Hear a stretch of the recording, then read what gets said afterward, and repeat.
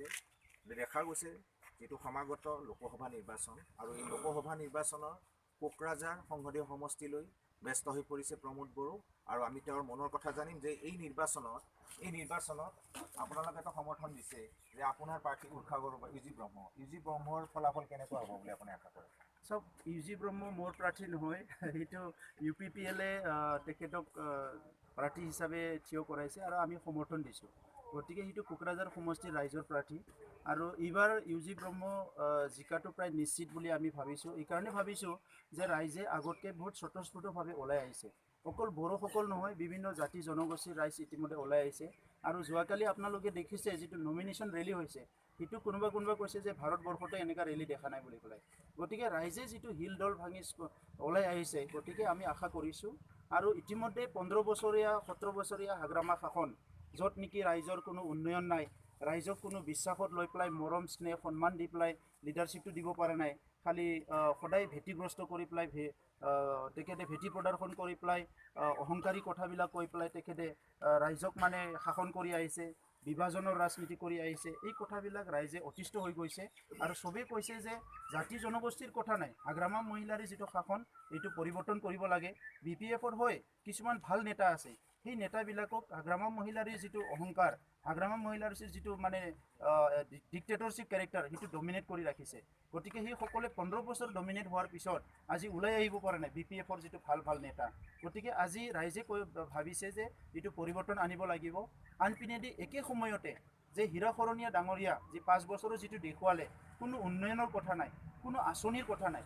হাগ্ৰামা আৰু হীৰা শৰণীয়াৰ মুখত আপুনি ৰাইজৰ উন্নয়নৰ কোনো আঁচনিৰ কথা নাই, ল'ৰা ছোৱালী ছাত্ৰ ছাত্ৰীৰ কাৰণে কোনো আঁচনি নাই, নিবনুৱাৰ কাৰণে কোনো আঁচনি নাই, খেতিয়কৰ কাৰণে কোনো আঁচনি নাই, মহিলাসকলৰ কাৰণে কোনো আঁচনি নাই। আঁচনিৰ কথা তেখেতসকলে নাভাবে, খালি কয় যে বড়োলেণ্ড পালে ইয়াৰ পৰা খেদি দিব মাৰিব, আৰু আনপিনেদি এজনে কয় যে অনাবৰো মানুহ মানে নিৰাপত্তা দিয়া নাই, আৰু সিফালে হাগ্ৰামাও একেই কথাই ক'ব, বড়োলেণ্ড 100% নাপায়, বড়োলেণ্ড পালে খেদিব মাৰিব। বড়োলেণ্ড শব্দটো ইউজ কৰি পেলাই তেখেতসকলে ৰাজনীতি কৰি আছে। কিন্তু বড়োলেণ্ডটো 1993 হৈ গৈছে, বড়োলেণ্ড অট'নমাছ কাউন্সিল। সেইটো গুৰুত্বপূৰ্ণ কথা হৈছে কি যে আপোনালোকৰ যিটো বড়ো জাতি এটা দীৰ্ঘদিনীয়া সংগ্ৰাম কৰি এটা নতুন পথত আহিছে, তাৰপিছত দেখা গৈছে যে একত্ৰিত হ'ব পৰা নাই সমগ্ৰ বড়ো জাতি। ইয়াৰ কাৰণটো কি বুলি ভাবিব? যে আপোনালোকৰ যিহেতু এটা গণতান্ত্ৰিক ব্যৱস্থাত হয়তো ইলেকশ্যন খেলিব পাৰে বেলেগ দলৰ পৰা, সেইটো ডাঙৰ কথা নহয়, কিন্তু যিটো আক্ৰমণ চলিছে, যে প্ৰমোদ বড়োৰ ওপৰত আক্ৰমণ চলিছে, এই যিবিলাক কথা হৈছে, এই কথাটোৱে দেখুৱাই দিছে যে আচলতে বড়োলেণ্ডত এটা বিভাজনৰ ৰাজনীতি চলিছে। কিহৰ কাৰণে এইটো হৈছে বুলি ভাবে? য'ত গণতন্ত্ৰ আছে তাত বিভাজন আছে, গণতন্ত্ৰটো কেতিয়াও এক নহয়। কিন্তু আমাৰ সংবিধানটোক লৈ পেলাই আমি সকলো এক হওঁ। আজি ভাৰতৰ সংবিধানত যিটো মৌলিক অধিকাৰ, আমাৰ নাগৰিক যিটো দায়িত্ব, সেইটো আমি সকলো সন্মান কৰোঁ। আমি ভাৰতীয় হিচাপে এক, কিন্তু ভাৰতৰ ভিতৰতে হিন্দু মুছলিম হৈ আছে। ভাৰতীয় জানো এক? এখন বাবৰি মছজিদক লৈ পেলাই আজি কিমান দিন মাৰামাৰি হ'ল, ভাৰতীয় জানো এক হয়? অসমত কোনটো জাতি এক হয়? আক্ৰাছুৰ দুটা ভাগ হৈ আছে। অসমীয়া জনগোষ্ঠীৰে আজি কিমান ছাত্ৰ সংগঠন আছে, কিমান ৰাজনৈতিক দল আছে, কিমান মানে দল সংগঠনবিলাক আছে? এক নহয়। এইটো অকল বড়োকলিটো নহ'ব, সকলো এতিয়া য'ত ডেম'ক্ৰেচি আছে, ৰাজতন্ত্ৰ, এতিয়া ভূটানত একত্ৰিত হৈ থাকিব পাৰে, কিয়নো ৰাজাক মানি চলিব লাগিব। কিন্তু গণতন্ত্ৰ হ'লে তাত ডিভিজন আহিবই। সেইটো লৈ পেলাই আজি ৰাজনীতি কৰাটোহে ডাঙৰ কথা। আজি বড়োসকলে মানে বিভাজন হৈ আছে বুলি পেলাই বড়োসকলৰ সমস্যা সমাধান নকৰিব নেকি? আলফাক কিমানে ছাপোৰ্ট কৰে অসমীয়াৰ? বহুত ডাঙৰ অসমীয়া বুদ্ধিজীৱী দেখোন আলফাক ছাপোৰ্ট নকৰে। আমিহে কৈ আছোঁ আলফা সমস্যা সমাধান হ'ব লাগে বুলি। অসমীয়া জনগোষ্ঠীতে বহুত মানুহ আছে যিসকলে আলফাক আমাৰ আগতে বহুত বেয়া কয়, আছুক বহুত বেয়া কয় আমাৰ আগতে। আছু মানে বহুত মানে আমি শুনিব নোৱাৰা কথা কয় আছুৰ ওপৰত। গতিকে আজি হাগ্ৰামা মহিলাৰী এপছুৰ ওপৰত কৈছে, সেইটো ডাঙৰ কথা নহয়। আৰু বিশ্বত এইটো নোহোৱা কাণ্ড নহয়, এইটো হোৱা কাণ্ড। কিন্তু চবচে ডাঙৰ কথাটো হয় 72 বছৰীয়া যিটো গণতন্ত্ৰ, সেই গণতন্ত্ৰত যে আমাৰ নেতাবিলাক যে মূল্যবোধৰ ৰাজনীতি কৰা নাই, কাকবা গালি গালাজ কৰি পেলাই, কাকবা ক্ৰিটিচাইজ কৰি পেলাই, সমাজটো মিৰু বিভাজন কৰি পেলাই ধৰ্মৰ নামত জাতিৰ নামত ৰাজনীতি কৰিব আহিছে, ইয়াতকৈ দুৰ্ভাগ্যজনক কথা কি আছে? এই নেতাবিলাকৰ হাতত কোনো আঁচনি নাই।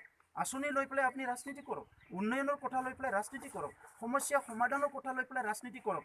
আমি চবেই আপোনাক আস্থাত ল'ম, আমি বিশ্বাসত ল'ম, আমি কাম কৰিম।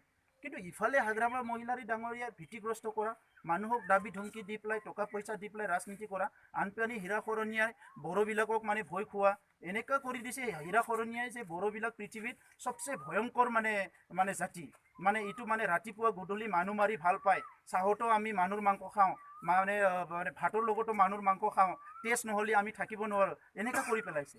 কিন্তু এই একেই জনগোষ্ঠীটোকে ব্ৰিটিছৰ যিটো ইতিহাসবিদ আছিলে তেখেতসকলে কৈ গৈছে, মানে এটা নম্ৰ, এটা পলাইট, এটা অনেষ্ট জনগোষ্ঠী বুলি পেলাই ইতিহাসবিদবিলাকে লিখিছে। অসমীয়া, হিন্দী বিভিন্ন ইতিহাসবিদ সুনীতি কুমাৰ চেটাৰ্জীহঁতে লিখিছে যে বড়োৰ নিচিনা ইমান মৰমীয়াল দয়ালু জাতি নাই বুলি পেলাই। গতিকে আজি এইটো কথা যদি আজিৰ মানুহে বুজি নাপায়, ইয়াতেতো সমস্যা আছে। আচ্ছা, এই হীৰাখৰণীয়া যিটো প্ৰসংগ আনিছে, হীৰাখৰণীয়া যোৱাবাৰ মানে বিপুল সংখ্যক ভোটত জিকি যিটো সাংসদ হ'ল, এইবাৰ হীৰাখৰণীয়াৰ ভেটিটো কেনেধৰণৰ হ'ব বুলি আপুনি ক'ব? চাওক, যোৱাবাৰ 2-3টা যিটো কনফ্লিক্ট হৈছিলে সেইটো লৈ পেলাই পলাৰাইজ কৰিছিলে, আৰু বড়োক 24 ঘণ্টা 365 দিন বা সূৰ্য ডুবিলেও বড়োসকলৰ তলত নাথাকোঁ, বড়োসকলৰ মানি নচলোঁ বুলি কিছুমান মানুহ আছে, সেইকাৰণে পলাৰাইজ হৈছে।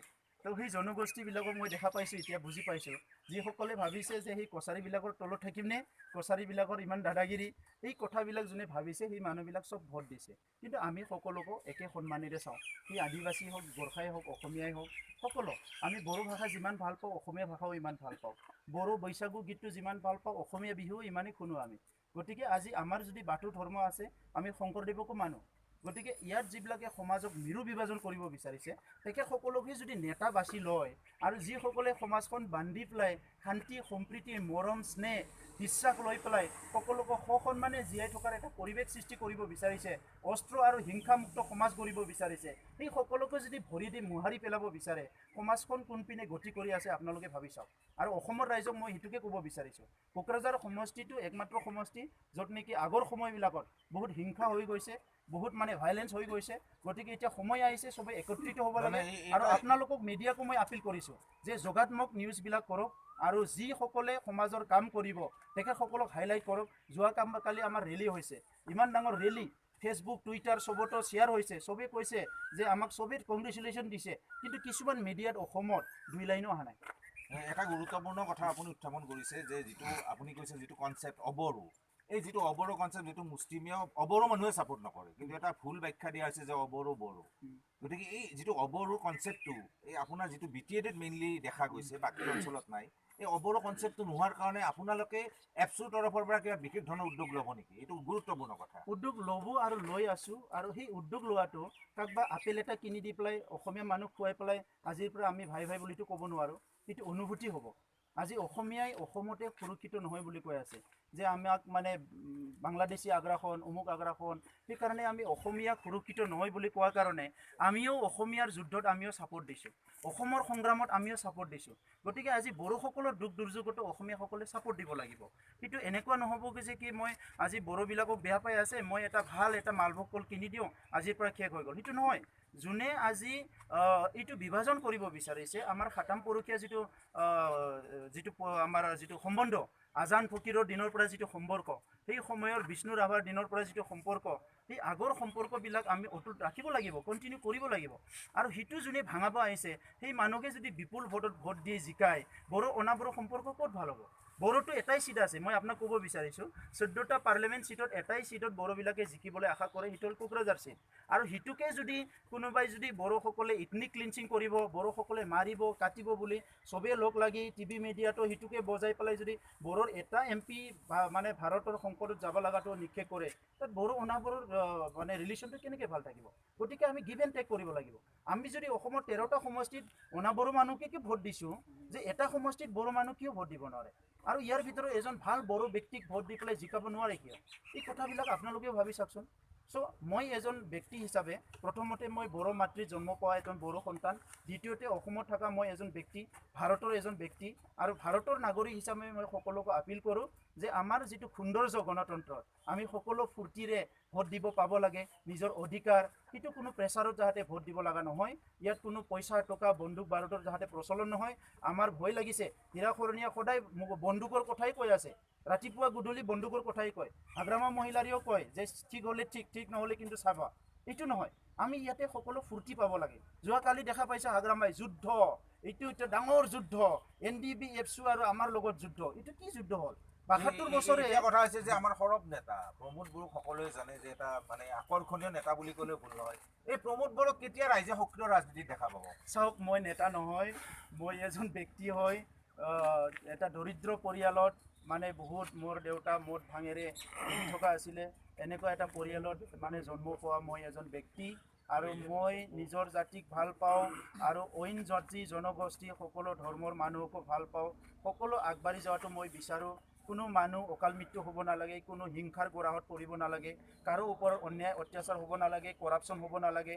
আৰু মই বেয়া পাওঁ যোনে নেকি সমাজক ঠগ প্ৰবঞ্চনা কৰে, মিছলিড কৰে, ভীতিগ্ৰস্ত কৰে, ভাবুকি দিয়ে, আৰু ইয়াত মানে সদায় মানুহক নিজৰ মানে ভয় দেখুৱাই পেলাই ৰাজনীতি কৰিব বিচাৰে।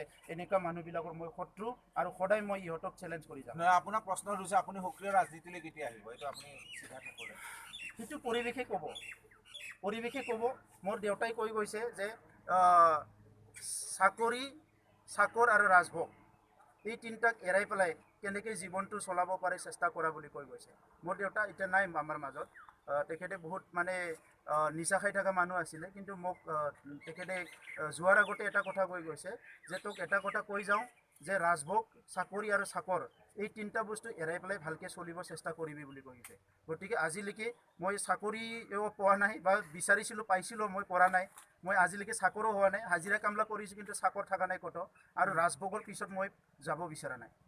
ধন্যবাদ। এয়া আছিলে প্ৰমোদ বড়ো আমাৰ সৈতে, আৰু এই নিৰ্বাচনী ব্যস্ততাৰ মাজত প্ৰমোদ বড়োৱে আমাক এইখিনি